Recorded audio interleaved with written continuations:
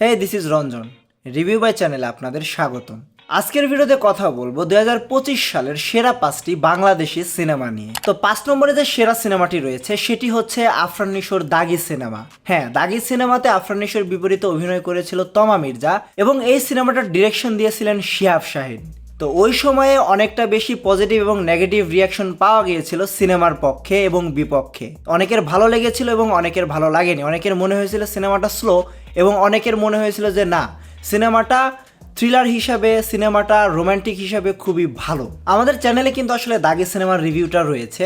ওই সময় আসলে আমার সিনেমাটা দেখে আসলে তেমন একটা ভালো লাগেনি এবং ওই সিনেমাটার আমি আসলে নেগেটিভ রিভিউ দিয়েছিলাম। তো আপনারা এখন ওটিটিতে রিলিজ হওয়ার পর যদি ঘরে বসে দেখেন তাহলে হয়তো আপনাদের ভালো লাগতে পারে। মূলত এই সিনেমাটা কমার্শিয়াল সিনেমা না, এই সিনেমাটা বাসায় বসে দেখার মতোই সিনেমা। যারা হচ্ছে গল্প নির্ভর সিনেমা পছন্দ করে তারা এই সিনেমাটা আসলে দেখতে পারেন। এরপরে সেরা 5টি সিনেমার মধ্যে 4 নম্বরে রয়েছে সিয়াম আহমেদের জঙ্গলি সিনেমাটা। এই সিনেমায় সিয়াম আহমেদের বিপরীতে কিন্তু অভিনয় করেছিল বুবলি। কমার্শিয়াল সিনেমা হিসেবে আসলে এই সিনেমাটা পুরো ফাটিয়ে দিয়েছে, দর্শকও টেনেছে অনেক বেশি। এই সিনেমাটা শুধু বুবলি এবং সিয়াম আহমেদই নয়, এর পাশাপাশি একটা চাইল্ড অ্যাক্টর ছিল যে আসলে সব মানুষেরই মন কেড়ে নিয়েছে। সবাই তার প্রশংসা করেছিল তার অভিনয় দেখে। এই সিনেমার গান, লাভ অ্যাঙ্গেল এবং স্টোরিটা আসলে খুব ভালোভাবে টানা হয়েছে, যার জন্য অনেক বেশি দর্শক এই সিনেমাটাকে পছন্দ করেছিল। তো আমাদের লিস্টের 4 নম্বরে রয়েছে এই জঙ্গলি সিনেমাটা। এরপরে 3 নম্বরে যে সিনেমাটি রয়েছে সেটা হচ্ছে শাকিব খানের তাণ্ডব সিনেমা। বিশেষ করে এই সিনেমার যে গানগুলো ছিল লিচুর বাগানে, খবর দে এবং তাণ্ডব সিনেমার যে টাইটেল ট্র্যাকটি রয়েছে, এইগুলো কিন্তু আসলে খুবই স্পেশাল।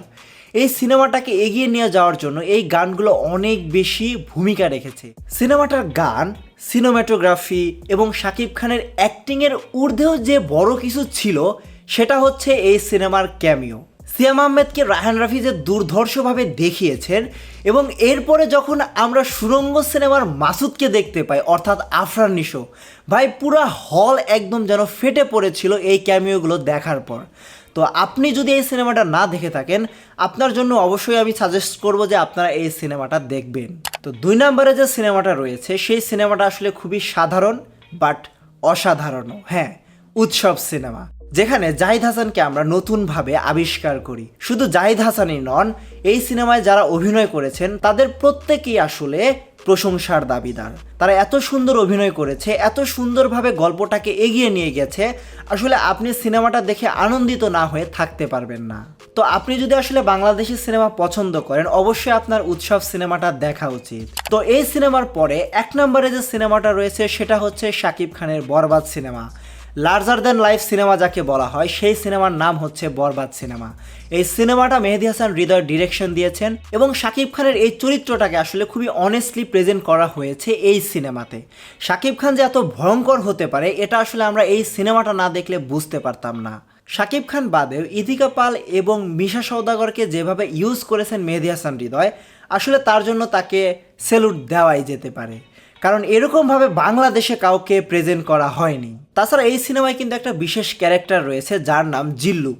এরকম সাইড ক্যারেক্টারগুলো যখন ভাইরাল হয় তখন আপনাদেরকে বুঝে নিতে হবে যে হ্যাঁ, সিনেমাটার ভিতরে আসলেই কোনো কিছু আছে, যার জন্য এইসব সাইড ক্যারেক্টারগুলো ভাইরাল হয়েছে। লার্জার দ্যান লাইফ সিনেমা, আপনারা যদি সিনেমাটা না দেখে থাকেন আপনাদেরকে সাজেস্ট করব এই সিনেমাটা তাড়াতাড়ি দেখে ফেলুন। তো এই হলো 2025 সালের সেরা 5টি বাংলাদেশি সিনেমা। তো এর বাইরেও আসলে সেরা সিনেমা থাকতে পারে, সব সিনেমা তো আসলে আমাদের দেখার সুযোগ হয়ে ওঠে না।